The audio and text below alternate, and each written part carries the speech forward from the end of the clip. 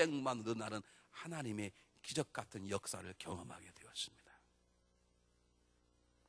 모세는 어떤 사람입니까? 탁월한 지도자입니다. 그런데 40년 동안 이스라엘 백성이 너무 속을 썩게 어느 날 각자의 감정이 북받쳐가지고 그가 조금 마음이 흔들렸어. 너무 화가 나니까 물을 달라는 이스라엘 백성에게 이 패역한 백성들이, 패역하다는 말은 싹수가 없다 그 말입니다. 소망이 없다 그 말입니다. 그 말 한마디 때문에 하나님께서 그에게 나무라셨습니다. 왜 너 그런 말을 해야? 내가 했는데 왜 내 백성이 소망이 없다고 그러는고 너는 지금 죽을지어다. 그는 가나안 땅이 보이는 비스한 언덕에서 그 인생을 마감해서 했습니다. 여러분, 우리 요셉을 너무 잘 압니다. 요셉은 하나님 가진 꿈을 가지고 있었어요. 그래서 형이 그들을 배반하고 팔아도 형을 원망했단 말이 한 군 안 나옵니다. 보디발 안에 유혹을 뿌리쳤는데 오히려 감옥 가게 되었습니다. 그것도 흔들리지 않습니다. 그런데 그가 딱 흔들렸어요. 술관원에 나가게 되니까 그동안 자기가 붙잡고 믿었던 소망을 두고 신뢰를 두던 하나님이 잠깐 안 보인 거예요. 술관원에게 뭐라고 부탁합니까? 당시에 나가면 나를 기억하시고 나를 구원해 주소서. 술관원이 일주일 지나도 연락이 없네요. 한 달쯤 오겠지. 한 달쯤 연락이 없네요. 1년쯤 오겠지. 1년도 없네요. 요셉이 2년이 지난 동안 사람은 믿을 존재가 아니구나. 다시 하나님을 바라보게 되었을 때 2년 동안 하나님은 요셉을 신뢰하는 감옥 속에 집어넣어서 훈련을 시킵니다. 그리고 요셉이 다시 꿈을 준 하나님을 바라보게 되었을 때 하나님은 요셉을 그 집어 내셔서 하나님의 탁월한 종으로 세우시기 시작하는 것입니다. 여러분, 우리에게 정말 필요한 것은 신뢰감입니다. 여러분, 가정이 정말 행복한 가정이 되려면 돈 잘 버는 가정이 중요한 게 아닙니다. 신뢰가 있는 가정이 중요합니다.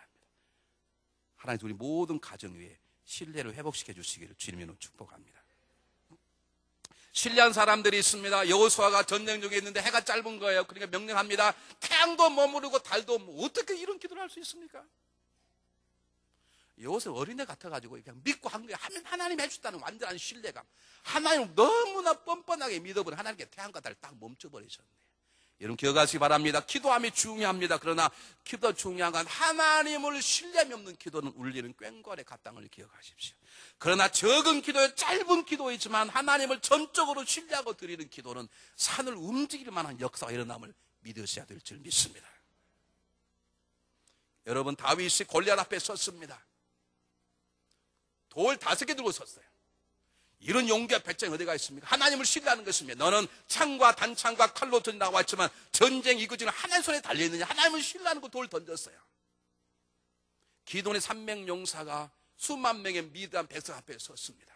그들의 항아리 속에는 그들을 물리친 놀라운 비밀 병기가 들어있는 게 아니라 그 항아리 속에는 하나님에 대한 신뢰만으로 가득 채웠더니 300명의 수만 명이 이기는 전쟁의 승리를 경험하게 되었습니다. 여러분, 용기가 필요합니다. 용기가 중요합니다. 그런데 용기는 철두철미하게 하나님에 대한 신뢰감이 여기 생기는 용기가 필요한 거지, 신뢰감이 없는 용기는 방종이요 자밀인 것입니다. 철없던 베드로가 철이 들어서 어느 날 성령 미문에 가다가 안진병을 이렇게 세우는데 은과 금은 없었습니다. 나는 은과 금이 없어 내 안에 예수 이름으로 명하노 일어나 걸을지어다. 여러분, 우리 가운데 하나님의 놀라운 역사 일어나기를 주님으로 축복해 드립니다. 예배 드리다가 병이 낫기를 원합니다. 성경을 보다 하나님의 음성을 듣기를 원합니다. 여러분들의 눈이 열리기를 바랍니다. 여러분의 모든 것을 하나님 부신 은혜가 충만하기를 바랍니다. 더 중요한 건 하나님에 대한 신뢰함 없이 벌어지는 놀라운 사건들은 결국 자기 교만이요 자기 자랑이요 그건 자멸을 가는 길일 뿐이에요. 그건 원맨쇼이요 자기 자신은 퍼포먼스밖에 불과하지 않아. 하나님은 철두철미하는 신뢰를 통해서 일어나는 기적만이 기적인 것이고 그저 하나님을 기쁘게 하시는 것이에요. 여러분, 주님의 말씀 생각납니까? 너희들이 주여 주여 말하면 내가 주의 이름으로 선지자는 노수를 하고 귀신을 내어 쫓으면 능력하면 수많은 사람의 권세를 베풀었다. 그럴 때 주님께 뭐라 그러냐? 난 너를 모른다. 하나님을 신뢰하지 않고도 기적은 일어날 수 있습니다. 하나님을 신뢰하지 않아도 방언받을 수 있습니다. 하나님을 신뢰하지 않아도 귀신 나갈 수 있습니다. 그러나 그것은 하나님이 기뻐하시는 하나님이 사역이 아닙니다. 정말 중요한 건 하나님을 신뢰함으로 이루어지는 기도, 하나님 신뢰함으로 이루어지는 충성, 하나님의 신뢰함으로 주어지는 하나님의 역사들이 일어날 때, 그럴 때 우리 믿음들이 움직이기 시작하는 것입니다. 우리 예수님께서 십자가에 돌아가실 때 하신 말씀 가운데 여러 가지 말씀 다 은혜가 되는데 저희가 은혜가 되는 말씀은 뭐냐면, 아버지요, 내 영혼을 주께 부탁하나이다. 나이가 50이 넘어가니까요, 다른 남성 다 그러시겠지만 언제 죽을지 모르겠다 그런 생각을 가끔씩 하게 돼요. 또 장례식 가면 저보다 젊은 사람들이 팍팍 먼저 가신 분이 계시면 그러겠구나. 그런 제가 가끔 생각해 봅니다. 하나님 저를 부르시면 제가 가겠습니다. 하나님 살아계신 제 자녀들, 우리 집사람, 두 아들, 딸 잘 맡겨 가겠습니다. 이게 쉽게 나오게 됩니다. 여러분 자신 있으십니까? 이동 권사님, 내일 죽으실 준비가 되셨는지. 목사님 재수없이 나를 그러냐고.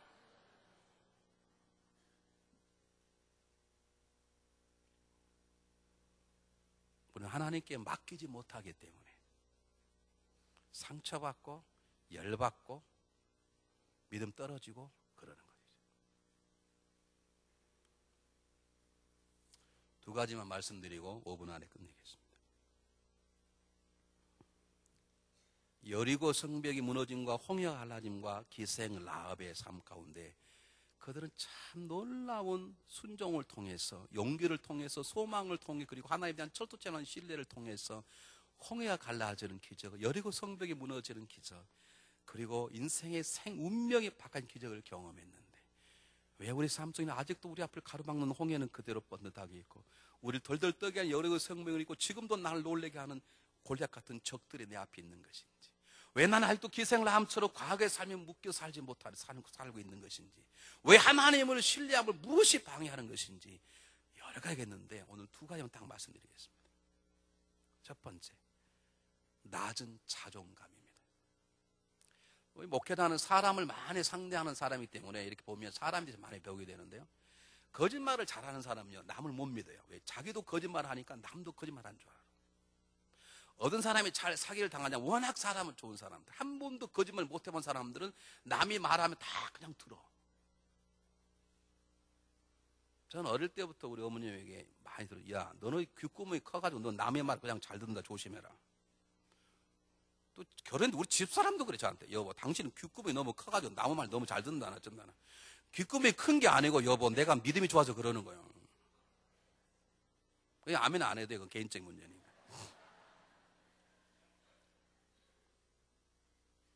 우리는요, 자기를 사랑하는 만큼 남을 사랑하고, 자기를 믿는 만큼 남을 믿고, 자기를 존중하는 만큼 남을 존중하게 돼. 그렇기 때문에 내가 낮은 자존감이 있으면 절대 하나님을 신뢰하지 못해. 하나님은 나 같은 사람을 쓰시려고 하나님이 나의 기도를 들어주실 것 같아. 기도하고 자리 떠나면 다 떠오르는 게 그거네. 기도를 했는데, 기도하기 전에 회개를 했는데 딱 하나 빼놓고 회개를 안 하고 기도했어. 그러면 우리 마음속에는, 야, 그것 때문에 오늘 기도 다 나가리 됐구나. 전혀 그게 아닌데. 여러분 기억하세요? 이스라엘 백성들이 우리가 종인데 무슨 종이 뭐 탈출이야. 광야에서 그냥 여기 사는 게 좋아. 그랬다 그러면 홍해는 갈라지지 않았을 것입니다. 우리가 40년 동안 광야 생활 속 광야 교회 가운데 불평과 불만을 살았던 우리들인데 무슨 여리고 성이 무너뜨려 우리는 못 살아. 그랬으면 여리고 성이 무너지지 않았을 것입니다. 기생 라합이 무슨 이제 지금까지 질발도 더러운 이제 뭐 새롭게 살아봤자 뭐해? 그냥 차라리 이번 그냥 딱 이럴 때 다 죽어버리는 게 낫지. 그렇다 그러면 기생 라합은 구원받지 못했을 것입니다. 여러분 기억하시길 바랍니다. 주님 뭐라고 말씀하셨습니까? 마태복음 6장 26절 이하에서 공중을 나는 새를 보라, 들에 피는 백합화를 보라, 그렇게 말했습니다. 공중에 나는 새입니다. 예쁘고 똑똑하고 잘생긴 새가 아닙니다. 그냥 새입니다. 들에 핀 백합화입니다. 잘 예쁜 백합, 냄새가 좀 백합이 아니라 그냥 백합이에요. 여러분 우리는 하나님의 자녀이기 때문에 하나님의 자녀다운 삶을 살아야 합니다. 거룩한 삶을 살아야 합니다. 거룩한 마음을 품어야 합니다. 다른 사람의 복의 통로가 되어야 됩니다. 다른 사람을 세울 줄 알아야 합니다. 그러나 때로 우리가 넘어지고 쓰러진다 할지라도 우리 하나님의 자녀이면 하나님 여기 오시 우리를 품어주시고 채워주시고 지켜주시고 먹여주시고 입혀주시고 길러주시고 끝날 때까지 아멘 한번 해봐야 되겠어요.